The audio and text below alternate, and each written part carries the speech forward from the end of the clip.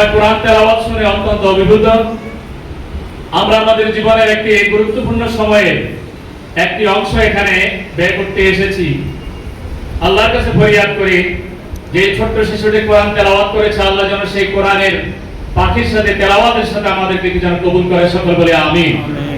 যে ছোট্ট শিশুটি ইসলামী সঙ্গীত পরিবেশন করেছে, তারপরে আবেদন নিবেদন পেশ করেছে মক্কা মদিনা যাওয়ার জন্য, আমাদেরও মন চায় ছুটে চলে মদিনার দিকে।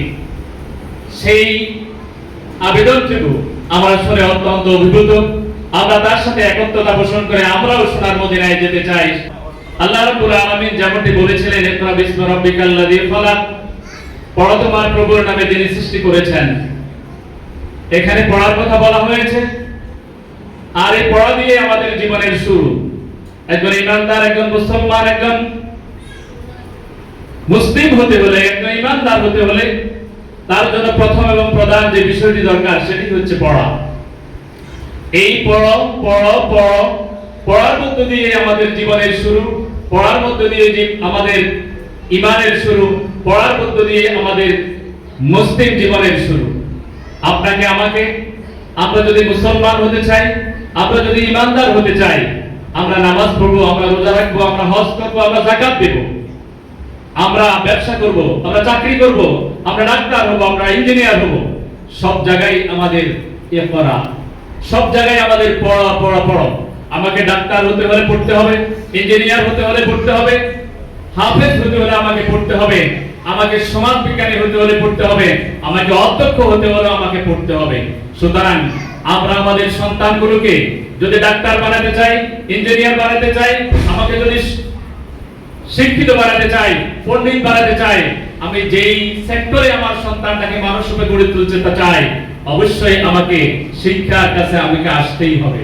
সুতরাং সেই শিক্ষা গ্রহণ করার জন্যই আল্লাহ রাব্বুল আলামিন বলেছেন, ইকরা বিসমি রাব্বিকাল্লাযী খালাক, তুমি পড়ো তোমার প্রভুর নামে যিনি সৃষ্টি করেছেন।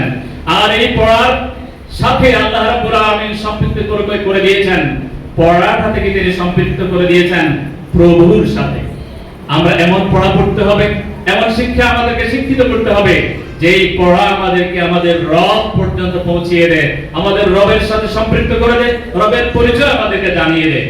সুতরাং সেই শিক্ষা শুধু কোরআনী শিক্ষাই সীমাবদ্ধ নয়। আমরা অনেক সময় মনে করে থাকি যে কোরআন হাদিস শিখলেই বুঝি সে একজন রবের অনুসারী হবে, তা নয়। বরং এমন শিক্ষা আমাদেরকে শিক্ষিত হতে হবে যে শিক্ষা পড়ে একজন ডাক্তার যদি সে আদর্শ ডাক্তার হয়, যদি সে শিক্ষা অর্জন করে সত্যিকার চিন্তা চেতনা নিয়ে যদি সে পড়া আল্লাহ রাব্বুল আলামিনের সেই কোরআন তেলাওয়াত করে এবং আদর্শ ডাক্তার যদি সে হতে চায়, তাহলে অবশ্যই ডাক্তারি পড়ে সে সত্যিকার স্রষ্টাকে চিনবে, সে তার রবকে চিনবে, সে তার চিন্তা চেতনা দিয়ে এই সমগ্র দেহকে চিন্তা চেতনা করে এক সময় সে আল্লাহর কাছে ফিরে আসবে। বলেন সুবহানাল্লাহ।